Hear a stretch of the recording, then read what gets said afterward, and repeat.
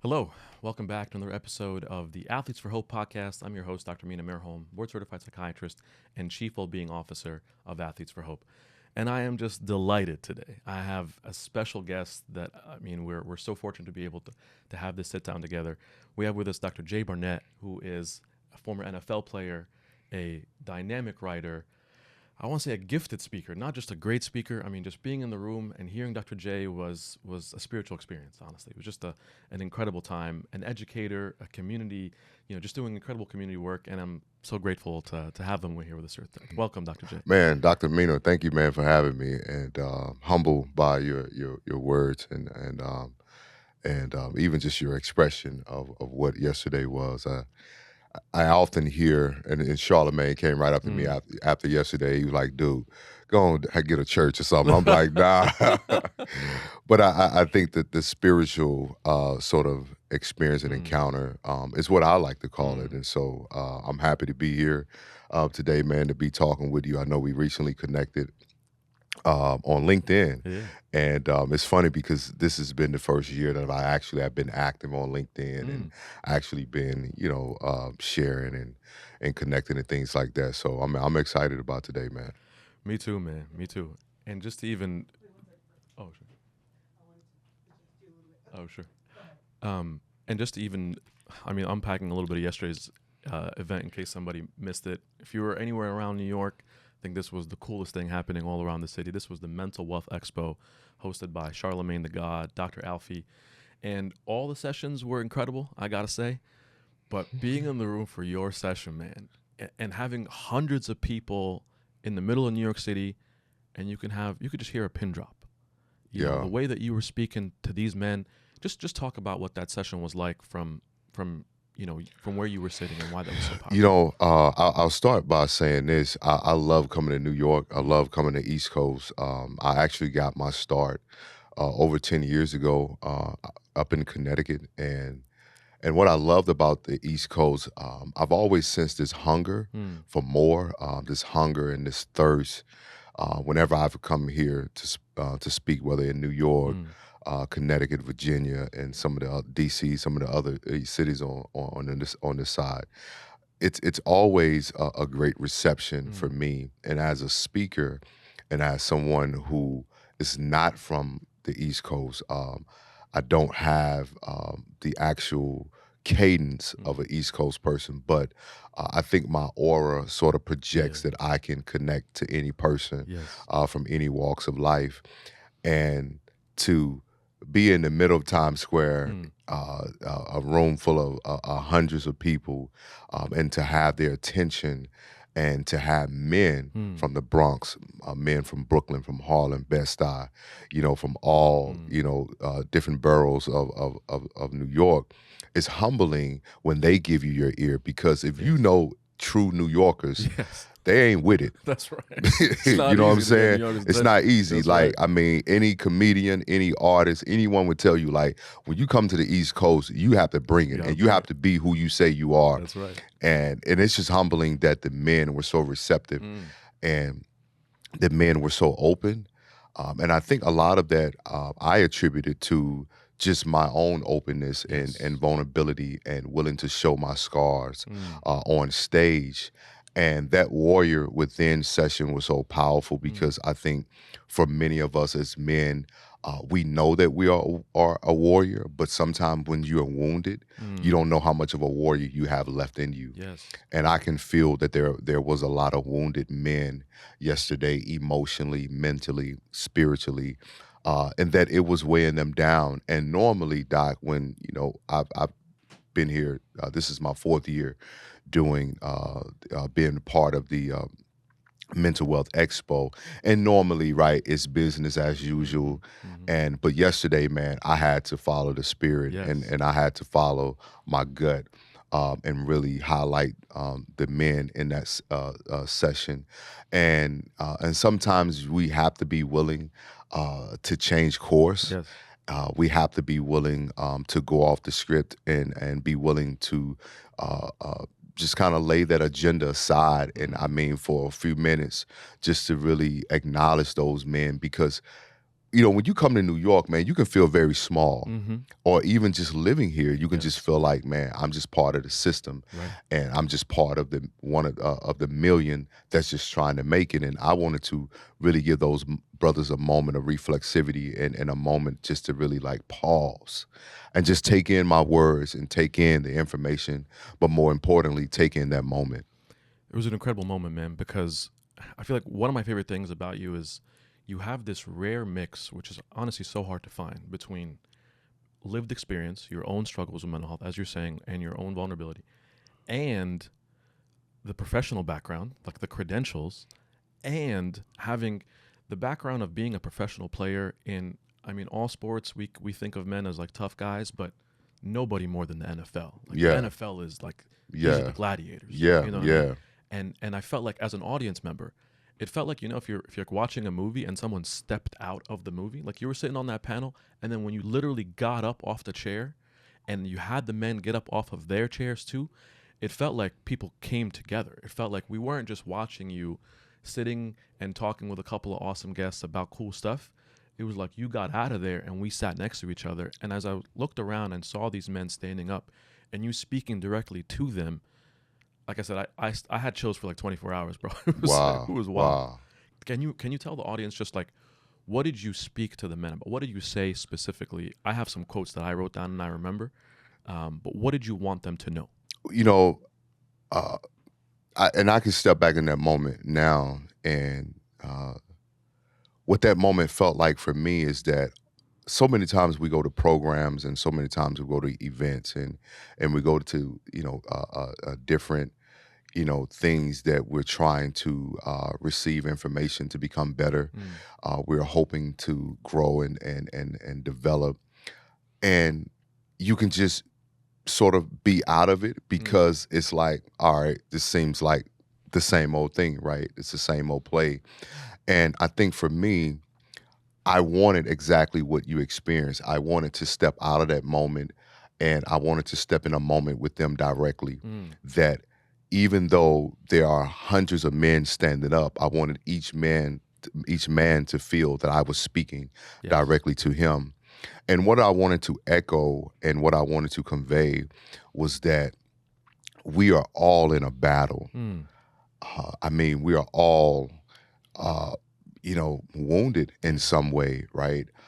We all have chinks in our armor. And I think for so many brothers, we're often trying to hold the weight of the sword mm, and the shield. You're trying to defend, you're trying to protect, and you're also trying to attack, right?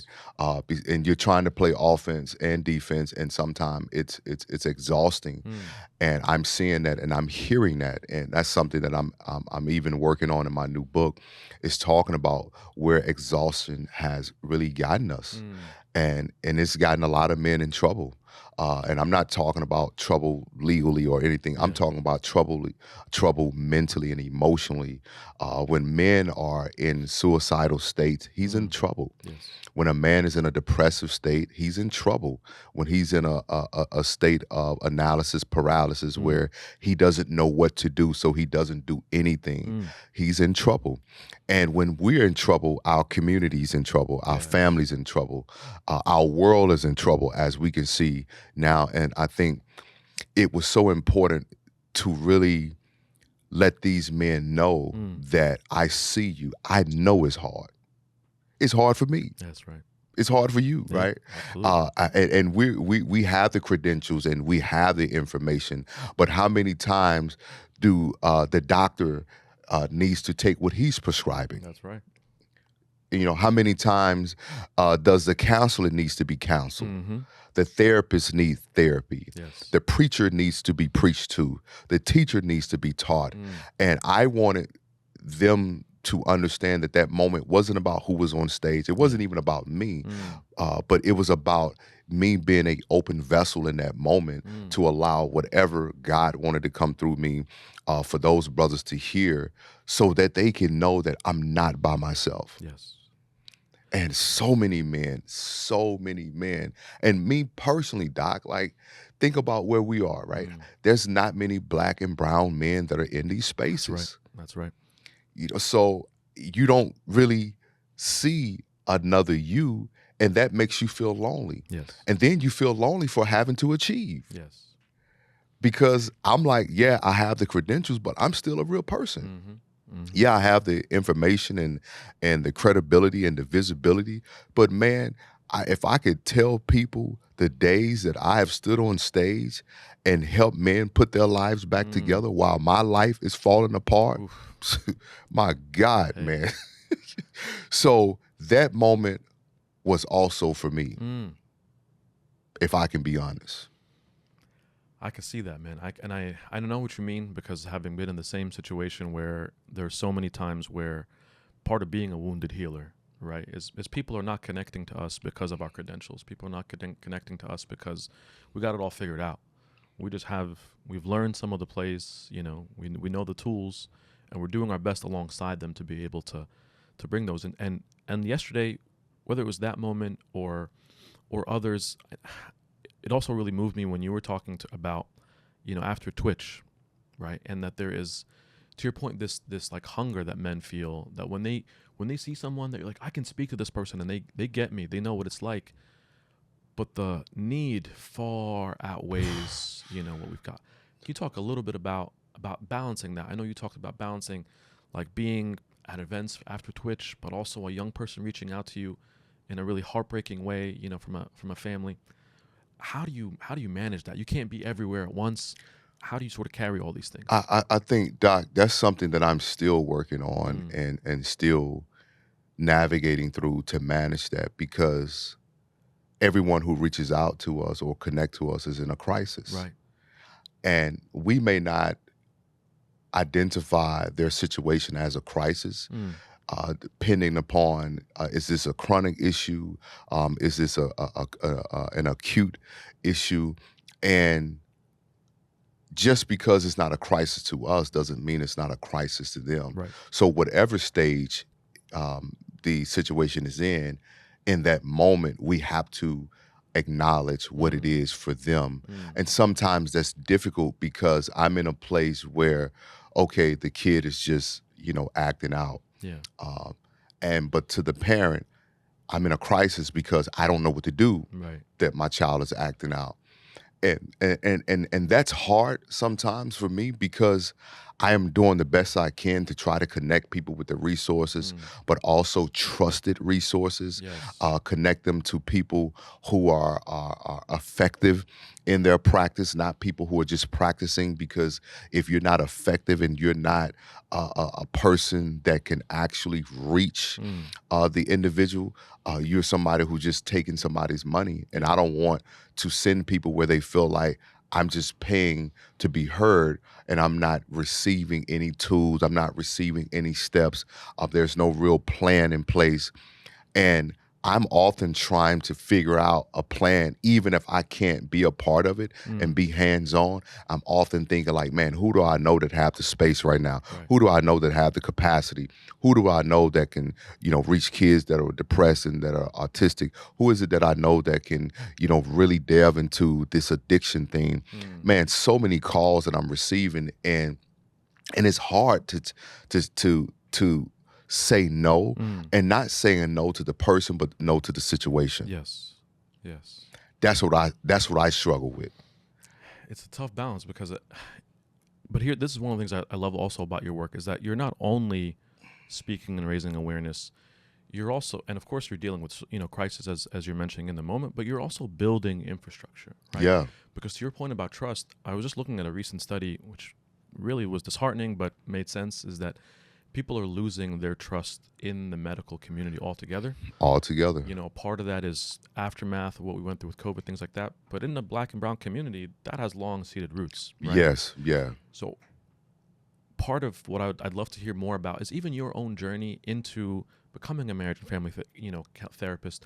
What made you want to go that direction? If we can even take a step back and, Yeah. I'd love to hear more and more about your journey. Well, I think after football and even during football, like I can remember counselors not really being present, and I can remember a counselor being brought out into the in front of the team and saying, hey, if you guys need somebody to talk to, Mm.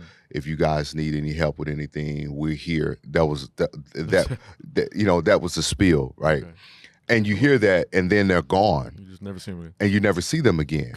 And it wasn't, a dynamic of where this person often stopped by practice to build that trust, Mm. because for most of us that are athletes, most of us have not had consistent male presence Mm. from a proximity perspective. Yes. You've had it indirectly from a coach and from a sports perspective, but I mean from close proximity to where I can touch my dad, I can Mm. touch my uncle, I can touch this mentor, I can Mm. touch Deacon such and such, I can touch, some great men. Mm. So trust was already broken for many of us. And for you to come out and says, hey, we're here if you want to Mm. talk to us, and then you bounce, I now place you in the same position that I hold my father. Oof. My father did Wow. the same thing, right? Wow. I'm here if you need me, but you bounce. Mm. I'm your dad, but I don't But I'm see out. you. I'm Ooh. out. I bounce. And so that Wow. that builds a framework in our minds that I'm not open up to you because Mm. you don't come out here often to see us practice. Right.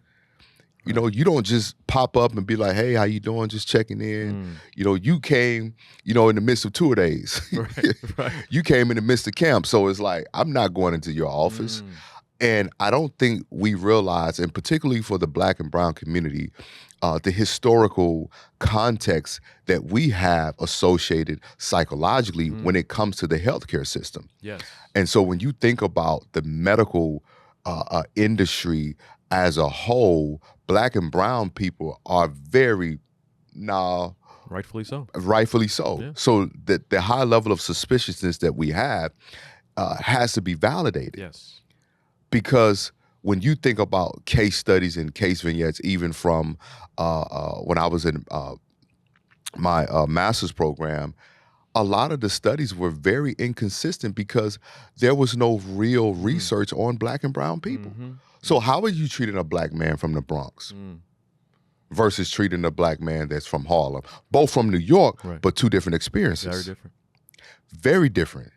And I was often challenging my professors that I think it's important that we understand the contextual background of the people that we're working with, because their canvas are colored very different. Yes.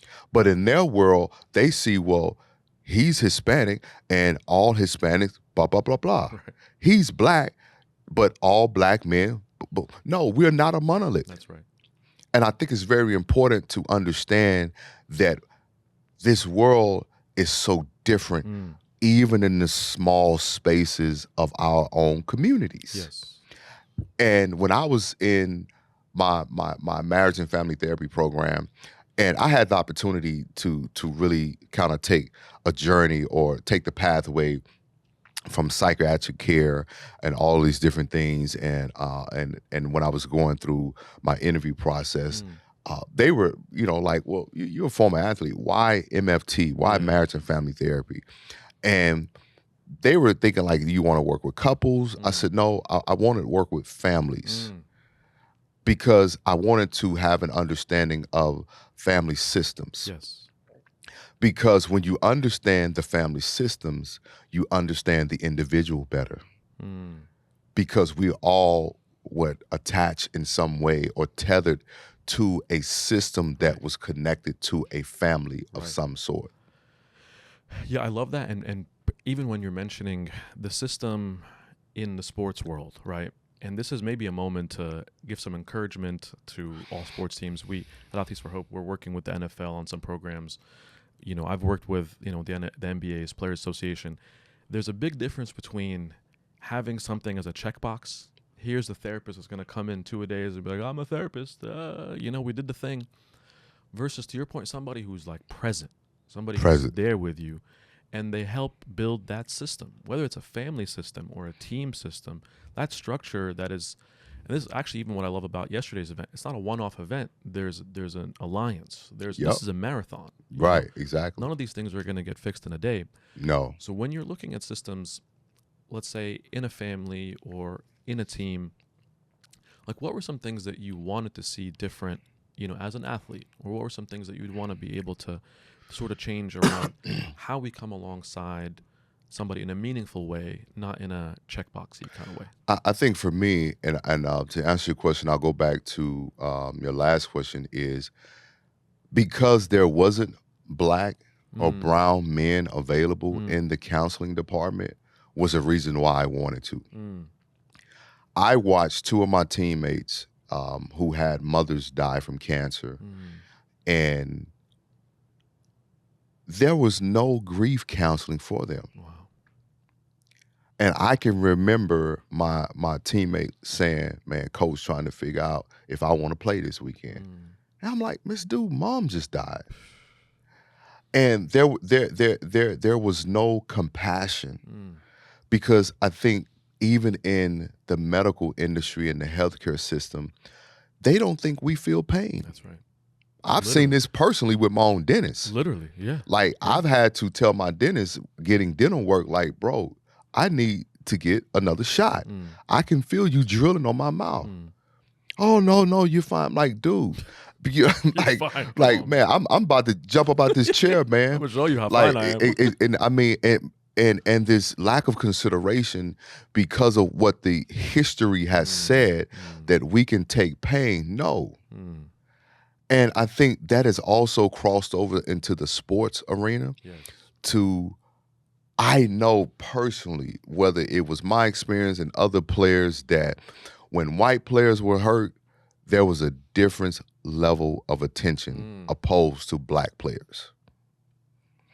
And I'm sure more and more black players would support me Yes. in that stance because we were looked up that you can go because there's a huge difference between being hurt and being injured. Yes. And that was the play too, right? That coaches will, because see, if you hurt, you can go. But That's if you right. injured, okay, we might need to send you to get an MRI. You may need to, get some further examination, and we may need to really dive deeper. But you gotta play hurt. Everyone's gotta play hurt. Exactly, and not realizing that playing hurt could possibly lead to a major injury Yes. because you now are wounded.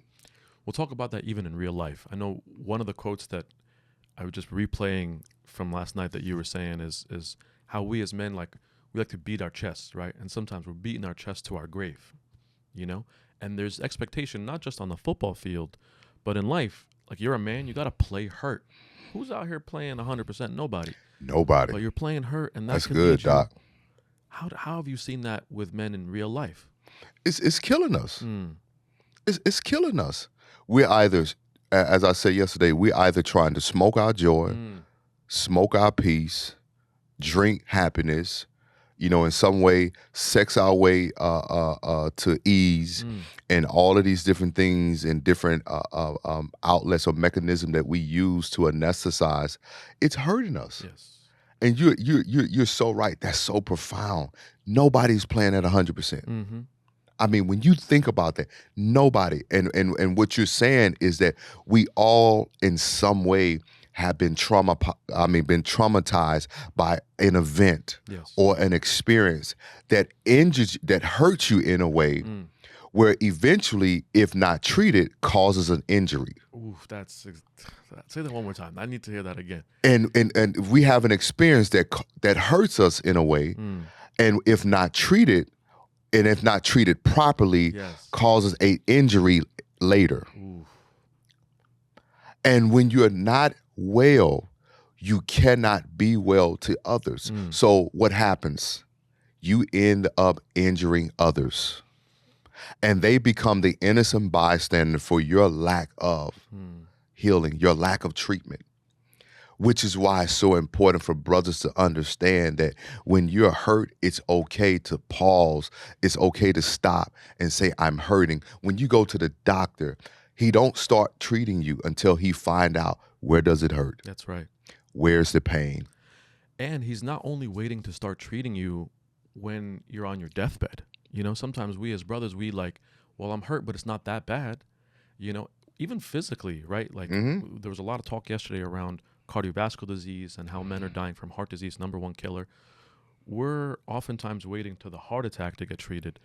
And I know for you, you talk about how that hurt that injury partially can be from identity, right? Like coming out of the league, and you talked about your own struggle, even leading to the point where you Yeah, almost died. Tell yeah, us a bit about how that hurt from the identity piece almost led to you taking your own life. yeah. Because Doc, I didn't. I love the game of football, Mm. and it was a great outlet. It was a great outlet for me, being a kid who loved to be physical. But a lot of what football was giving me is what I was longing for from my dad. Mm. And I took the helmet on as an identity because I didn't know who I was. Mm. And this is why fathers are so important, because I believe father gives you a sense of identity. Mm. You discover your sense of purpose through your father. Think about it, from every culture, it's important for the son to know where the father came from. Yes. And it's an opportunity for the father to tell the son who he is. Mm. This is what we do. Yes. This is the kind of men that we are. Mm. And I think I didn't have that. Mm. And all I knew was being a Barnett, and being a Barnett was being an athlete and being a very masculine man, Mm. and being a man who can have a bunch of women, because most of my uncles had, outside kids and like kids everywhere before they was married. So but I'm also looking at, this was also the pattern of my grandfather. Mm. So when football ended for me, it wasn't that I couldn't play. I didn't have an identity. Wow. And even if it's not football, for some of the men out there, it's work. Yes. It's your name. Mm. Right? It's what you've achieved. It's what you've accomplished. But you have to be careful to attaching yourself to anything that can change, Yes. anything that can be moved. Mm. And when you are attaching yourself to labels, labels can be changed. Like that. Titles can be lost. Mm. And I didn't have that sense of direction, because I got to be a football player, because this is all I know how to do. Daddy didn't tell me who I was, but I can hear it from the coach. Mm. And brothers will leave sports or leave places where men that have been a surrogate father, that has stepped in as a coach, as a mentor. And then when you don't have that covering, you don't have that connection, you find yourself in an isolated position. And now you find yourself wounded with no team, wounded with no camaraderie, wounded with no friends, wounded with no close, colleagues, wounded, and you're alone. And you think about the movies where guy gets shot, he's wounded, he's out in the desert, out in the middle of nowhere. We all know what's going to happen to him. That's right. He's going to die. That's it. And so many of us are wounded, and we're isolated in our silos.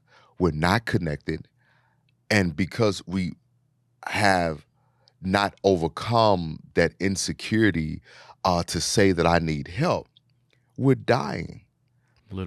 Literally, like we're dying of heart disease. And as I was saying yesterday, and I wish I had more time, heart disease is connected to the lack of not being to unpack emotional trauma. Absolutely. The data is consistent on that. Consistent. The impact of stress, the impact of trauma, and never being able to go through that, and how that has real biologic resources, like real tangible effects. And not all, and not even understanding, Doc, how it shifts their molecular system, how it shifts the function of their brain and their wiring of their brain. And, for me, it was that moment that when I was tempting my last suicide, taking these pills, I just got off the phone with both of my parents, and I told both of my parents, I'm done. And my father said, here we go again. And that was it. All right, I'm done. Because my parents knew that I dealt with depression and dealt with these suicidal thoughts. And their pastor, they don't have any understanding. And then my father at the time, it didn't seem like he wanted to understand what I was wrestling with. And I think that was connected to his own stuff. because if I have to give attention to my son, that means I have to give attention to what I cause. Ooh, that's right. You got to look in the mirror a little bit. So you got to look in the mirror. And when I think back to it, that moment, I really just needed to know who I was. I needed to know that I was valued, that I was valuable. I was enough. I never thought I was enough. I mean, no matter what I did. I remember my first arena game, scored 3 touchdowns, man, and I was just like, and you know, the stadium is going crazy, man. I'm just like, dude, this is crazy. And I just remember the coach like, man, good game, Rook. Like you know, you came in and you know and did your thing. And I was just like, but was that enough? Oof. That's why even yesterday when you were speaking to these men and you literally were just saying to them like, you are enough, right? Because no matter, that hamster wheel doesn't stop. Man, it doesn't. There's always more money to be made. There's always more advancement in career. There's always looking for somebody else to validate you and say like, now you're a man. Now you've accomplished. And that rug keeps getting pulled out from under every man. Doc, it keeps getting pulled. I tell brothers, you'll make six figures and you'll still be like, ain't enough. Ain't enough. And we have to be so careful with pushing achievement, because I think that we are encouraging men to achieve, but they're not healing. They're just doing a lot of stuff to get money and to check off these boxes so they can feel like they're a man, so they can feel like they arrive. But you'll get there and it still won't fill the gaps. You'll get there and it still won't replace what has happened. Yes. Because that trauma will grow with you and go with you no matter where you go. And you'll think you left it because you're in the high rise. You'll think it because you left it because you're driving a car and you got the receipts now to look at your bank statements and feel good about who you are. And you'll realize, man, I'm still hurting. I'm still wounded. It's like, to exactly to your analogy there of, even if you as a rook, if you hurt your knee in the first game, but you still perform well and you still score touchdowns, doesn't change the fact that the knee's got to get attention to it. And I love part of what you're connecting here, like the identity part and how that heals in a community setting. And sometimes we could be in a setting like a faith-based community, you know, for you growing up with folks, with parents who were in ministry. And I just wanted to give a shout out almost to the APA's foundation on our brother Raw for exactly to your point, because oftentimes in the faith community, people may not have the context to how do I even talk about mental health? How do I even bring that conversation in the faith world into somebody who's hurting in front of me now? And I may not have the tools for it, I may not have the language for it, but people are coming to us in a sports world, people are coming to the faith world. Can you speak a little bit about how you navigated that part? I know having, you know, the family that's in ministry, growing up in the faith-based world, but then sometimes not always feeling like that was a space where you could talk about what you're struggling with. And how has that changed? How have you sort of been able to use that as a healing tool, maybe for folks who are coming in that world? You know, Doc, that's a great question. For me, I wanted to see Jesus beyond the pages and beyond the scriptures. And I think church has spiritualized Jesus so much that we don't realize that he was human. And we don't humanize him in a way to understand that he experienced every human emotion there was. Because we're often trying to highlight his acts. We're trying to highlight the miracles, and we're trying to highlight the high points. But I truly believe that there's something, and not that those things are great, but I think there's truly something in the moments where he had a human experience. When you talk about, like, I love what took place at the garden. We overlook that because my dad's Baptist, right? So Baptist preachers, they skip the garden and go right to he rose, right? They got to take you through, he was there Friday night, all day Saturday night, early Sunday morning. But nobody really paused to really talk about that experience in the garden where he's literally having a mental breakdown. And having a mental breakdown to the point where he experienced hematorosis, which is he's sweating blood, secreting blood because of the level of anxiety that he has about what he's getting ready to do. Yes. And we can just stay right there and unpack that you may not be sweating blood, but you're sweating. Mm-hmm. You're secreting something. Mm-hmm. For you, it may be anger. For you, it may be your palms are sweating. For you, it may be like you can't stop scratching your head. Yeah. You can't stop biting your nails. You can't stop patting your leg. Anxiety shows up in so many different ways.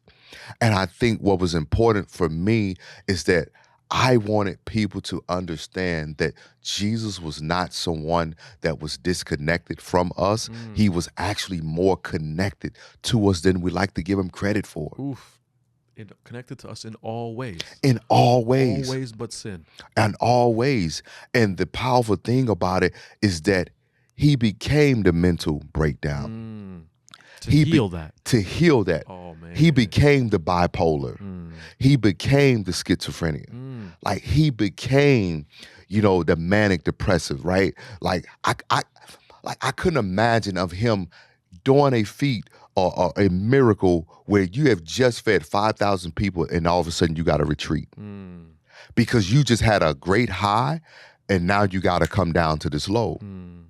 And we don't do that enough. And for me, it was important that I took what I was shaped in, what I was encouraged, in my faith. Like my parents didn't really push us. I think there was just something in me. I was a very precocious kid, so there was something in me that wanted to know more. So it wasn't that they was forcing, but as I got older, I wanted to know him more as a human than him as a miracle worker. Because the reality of it is that we don't live in miracles on a day-to-day basis. That's right. We live in the rejection. We live in the abandonment. We live in him having to be raised by Joseph, but also knowing that God is really my father. So how many times are we working with people that I was raised by my stepdad or my stepmom or my aunt, my uncle, my grandparents? They were good to me, but I'm still battling with, I don't know who my biological parents are. Yes. So we don't look at those things, and I think it's important for us to not always overly spiritualize that text and provide the context that, man, he was us. This is the reality, man. This is one of the things I love every moment I get to hear you speak here, because whether it's the spiritual context where we're over spiritualizing it, or the therapy context where we're using jargon or things that are not relating to people in a real way, or sometimes even in the sports setting where everything is about sports jargon too, and there's something about piercing that, and coming to the heart of like, here's just me stripped as a man, just in my own humanity, speaking to another man. And this is not only about obviously men's health. We care about women's health too, right? But for our context, it's just like the struggle of having the opportunity as a man to connect with another man in the realest way, beyond all of the shadows.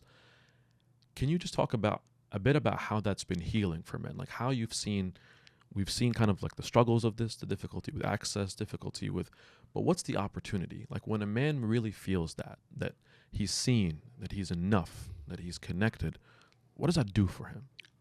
It allows him to be seen. I think a lot of us as men show up in the world with the question, asking the world, who are we? Who am I?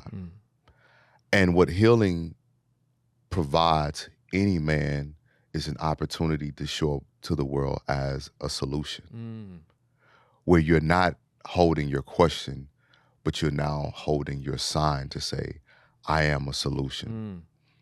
And I think men being seen allows men the opportunity to be heard. Yes. Because until I see you, I don't hear you, right? How many times have we heard something, but we didn't see it? You hear somebody call your name, but you don't see them, so you don't respond. That's right. because I don't know who this Yeah, is, it could be. you know? And I think when we allow them to be seen, what I have seen a very cathartic experience happen for these men in that moment that is healing, that Mm, you ain't got to say nothing, mm, but just me being here locking arms with you. oof.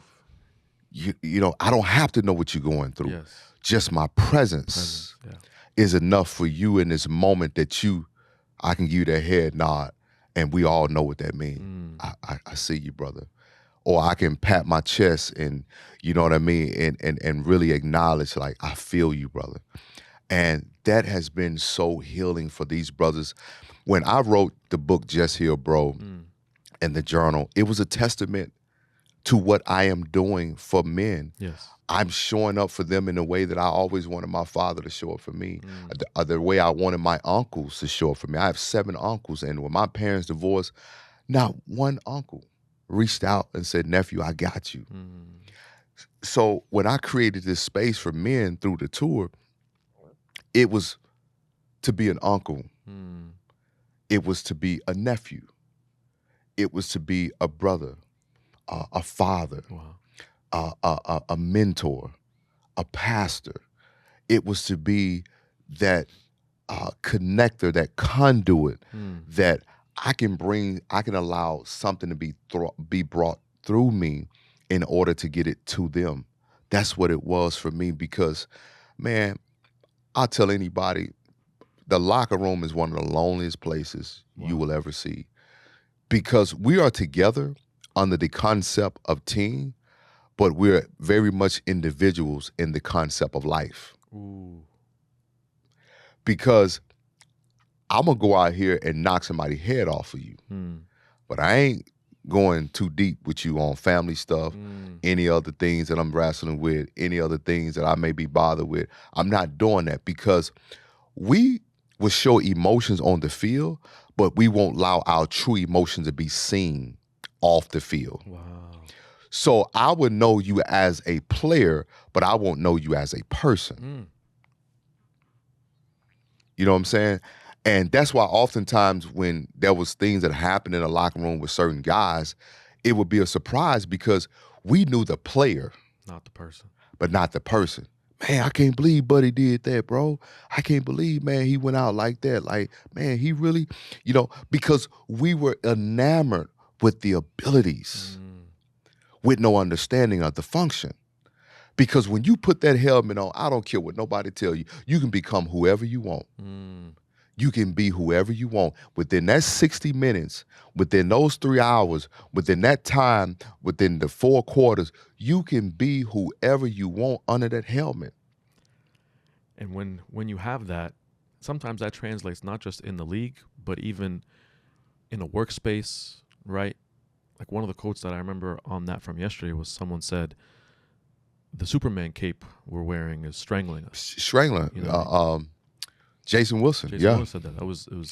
It was beautiful because men, if you're not in the league, but you're the same way where you get to know other people but at arm's length distance, and not in a way that creates real community, not in a way that you can actually come to someone and say what you're struggling with, not in a way that you can be healing with somebody at the same time. Yeah. And to take it a step further, just think how many times we've seen people at the workplace and corporate entities that was an amazing worker, committed worker, didn't miss any days, and all of a sudden you hear he killed his whole family.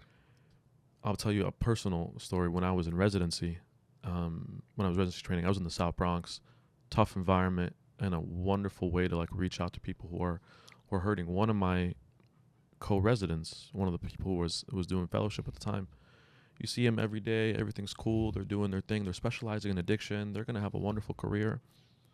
Just one day, she was gone. She just her dog was at home. She took her. She died by suicide. And as far as we knew, we're doctors, we're psychiatrists, no less, right? We're the emotional everything. But we just knew that she was a good doc. We just knew that she was around. We just knew that she was doing her thing, arm's length. Nobody got to a place where, oh, she might be really, struggling. She might be in a place where. So exactly to your point, sometimes we we're so invested in like small talk with each other. We're Yeah, so, you know what I mean? We don't even get to a place of, I'm asking you how are you, but I don't really want to know, man. I just got my own things. You know? that's real. That's real. But it's a place where we both need that. We both need to go beyond the small talk to get to a place of like, how are you really? And that's why I love your book too. Like, Just Heal, Bro. Talk about even how you came to that title. Why did you call it that? You, I wanted to be very forward in my statement, and I wanted to be um, a statement of change, a statement that would be a call to action. Mm, And when you hear "Just Heal, Bro," it's really it sounds loud, mm, right? It sounds a very, like, yo, you gotta really dig deep. Because I think it's an opportunity for brothers to excavate, right? Really begin digging mm. and really begin carving out, thoughts, belief systems, trauma, and all of these different behaviors. And so I wanted brothers to really hear me, and I wanted to echo it, Mm, and I wanted it to feel like an echo. Just heal, bro. mm. Like, just heal, bro. Yeah. Like, just heal. Like, I mean, like Nike, just do it, right? Mm-hmm. It's a statement. I mean, it's almost like telling you, but kind of wrapped in just like, I'm not yelling at you, but I'm just Yeah. like, man, I'm serious. Like, do this. And that's what I wanted it to be. And I wanted it to be something brothers would pick up and not feel as if I was talking over their heads. Mm, And I often tell people, I was like, you know, men will open up to the woman he love, trust, but he would talk to the man he respects. mm. That's well said. Like, if I trust a woman, I'm going to open up to her. Mm, If I respect the man, I'm going to talk to him. yeah. And what I wanted to do was men to feel the respect that I was giving them, that I'm not being invasive. You know what I mean? I'm not trying to invade your space. I'm not trying to talk over you. I'm not trying to talk at you. I'm just trying to talk with you. That's what's so powerful about this whole conversation, man, is that like, and I think literally being in the room yesterday, that was the vibe that I got from other men sitting there, is that you feel valued and respected and not talked down to. Someone's like even literally saying, just heal, bro, like, you're my brother, you know? And to your point of, sometimes we worry for folks about what's the right thing to say, how do I really come along somebody, to really be impactful. A lot of times it's literally just that, just like the attitude of, I respect you, I'm here for you, and I'm invested in this journey with you. Yeah. So as we're coming, I mean, I want to pick your brain for hours on this. About all Yeah, these yeah, things. man. As we're closing a bit here, in terms of call to action, I know, and I love that's the theme of the book here, right? Is like, this is a priority, right? Just do it, and it's done in a respectful, loving way. What are some other resources that you recommend for folks, and how can people connect with you in terms of, on social or any other ways, and a tour or things like that? I want to start by saying thank you to Dr. Alfie, because, Mm, what she's doing with the Alliance is how you keep what happened yesterday going. yes. It's directing men to resources. It's directing men to coaching groups, groups that are supportive of their journey, groups Mm, that are navigating with other men from different walks of life. And I think that's important. And I shared that because the Mental Wealth Alliance is also a resource for mm, men. And what I'm wanting brothers to do is take it upon themselves. mm, Take it upon yourself to seek out.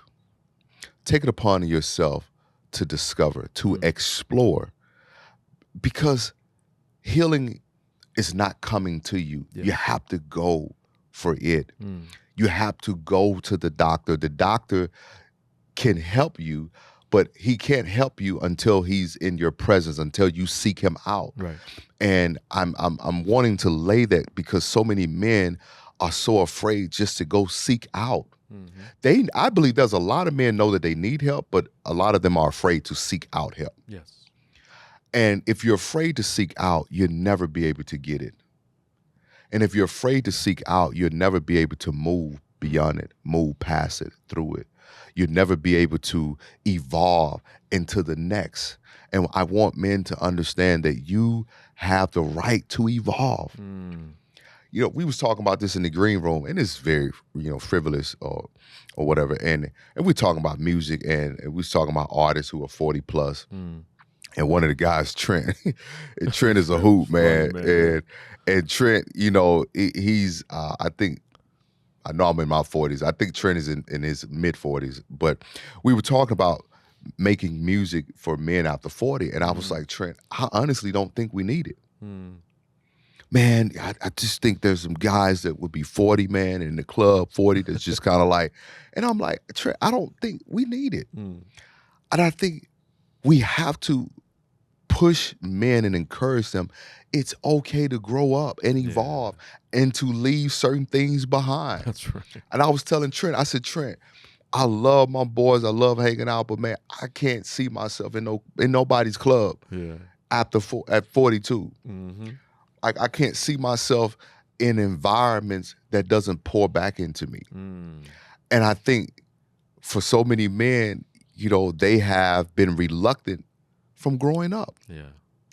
Because they didn't deal with the little boy issues or the success that they had on the front end is gone. Mm-hmm. And now they're looking for the next high, or they're looking for the next achievement.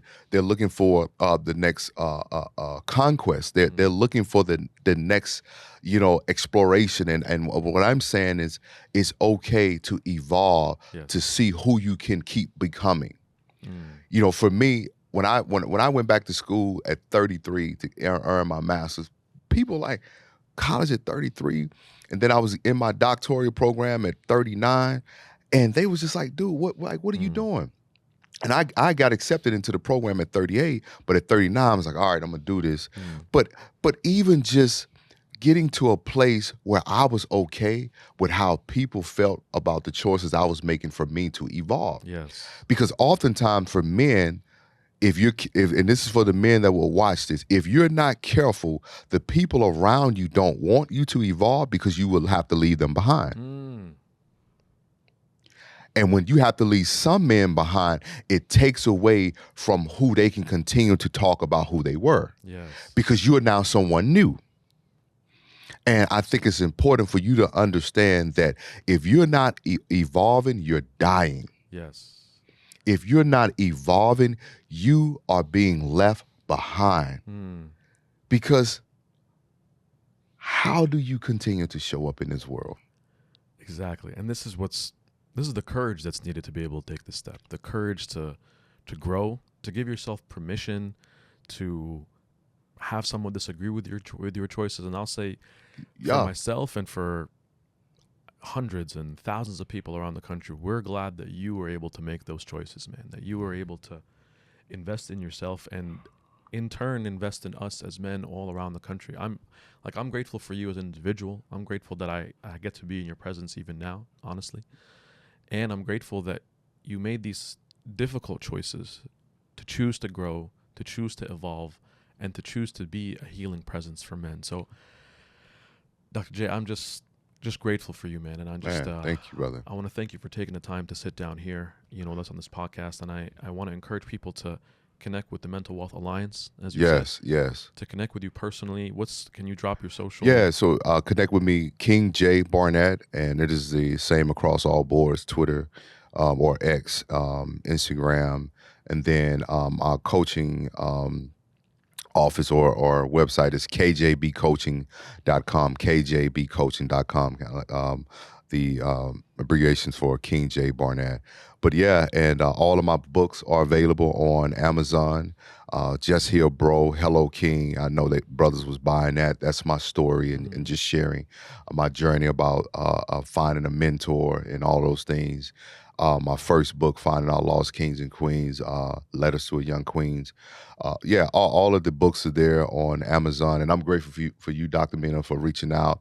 And I want to say to the men, what I loved about you, Doc, is you reached out, and this is another thing that we have to heal from is rejection, is somebody not saying yes to us. Right. I could have said no, right, to you, Yeah. but I appreciated the way that you approached me, right, and it wasn't, it was, but I can feel your words through Mm.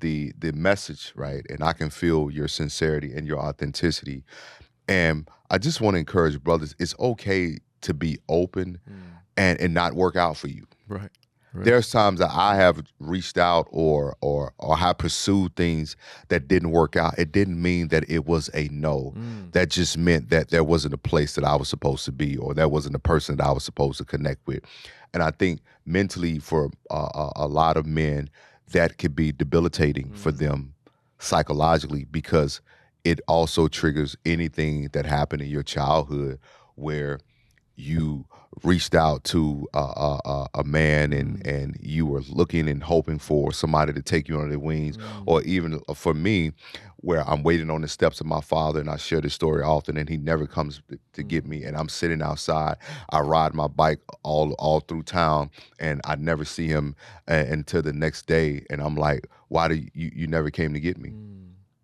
And I never forgot that, Doc, and that's why I make it a point to try to touch brothers and talk to as many brothers as I can, because Mm. I know what abandonment feels like. Mm. And I know how the thoughts of abandonment can affect you, because what I said to myself, if my dad won't keep his word, you won't keep yours. Oof. And I pride myself on keeping my word. Mm. That's so big to me. And I want to challenge brothers to become what you needed. Yes. Ooh, become what you needed. Become what you needed. I Mm. don't have brothers. Mm. So I became a brother Mm. to you. I don't have to know you, but I'm your brother because we're all on this walk as a man. That's right. And I don't care if you from South Bronx. I don't care if you from Jersey. I don't care if you from Baltimore, wherever you from. You know what being a man is like. Mm-hmm. And also, you know, being a black and a brown man in America Mm. is a burden all within itself. That's right. So I may not have the same experience, but I can assure you our experience has created similar issues psychologically. It sure has, and this is what's almost psychologically surgical about your approach, bro, is that it's not just on the outside of the symptom. You dig deep Yeah. into linking the abandonment that we feel, the disappointment that we feel, the rejection that we feel. Because sometimes we're not reacting to this moment, we're reacting to a memory. We're reacting Man, to come on. something. You Come know? on. That's a bar. You're not reacting to a moment. You're reacting to a memory. That's right. And that's powerful because it keeps you from connecting with other men. Mm. It keeps you from connecting to other places that could actually hold a moment for you Mm. to just unpack. And I would encourage brothers to find a group Mm. of men Yes. that you can connect with. I don't encourage therapy for every man because it can be a bit intimidating. Yeah. Uh, and I think support groups and groups of men, because we all need, like every athlete, no matter if you played sports on a high school level, college level, or professional level, we all long for camaraderie. Yes. We all long for that. And when brothers get in contact with me, like I bug them, Mm. man. I don't care how you doing, how you feeling. Mm. No. Give me the words. Get real now. Mm. Exactly. And I like for the same thing to be done for me, because when brothers reach out to me like, Jay, how you feeling, man? And I have to now Mm. hold myself accountable Mm. to what I've asked them. I have to put my words in front Mm. of me and not talk about what I'm doing, not talk about where I'm going. But in this moment, man, I feel tired. Mm. And man, and it's so freeing, Doc, to be able to just say how you really feel Yes. without the judgment. And I hope you're prepared for me to be bugging you coming soon, man. I'm Man, gonna bug me, stay- brother. Bug me, man. Like, yeah. I just appreciate you so much, Dr. J. This has been an incredible conversation, and I feel like for anybody who watches this, you know, you could feel that there's real healing taking place here, you know, in every time, every moment that you're with someone. So I just I can't thank you enough Yeah, for yes, sir. the education that you've done, the books you've written, the time that you've invested in real men's lives. It's literally life saving. It's not just a platitude that there are people, like you said, on the brink of not being here anymore, and because of your faithfulness, your presence, that's changing. So I just Yeah. thank you, Dr. Barnett, No, for thank being you, here. Dr. Mena, for having me, man. This has been great, brother. Yeah. Appreciate you. Just thank you so much for joining us on the Athletes for Hope podcast. This has been an incredible episode. Please follow along here. Follow Dr. J. Barnett for incredible resources. Be part of the Mental Wealth Alliance. Check out those incredible resources there as well. Shout out Dr. Alfie and Charlemagne for putting that expo together yesterday. And I will see you next episode.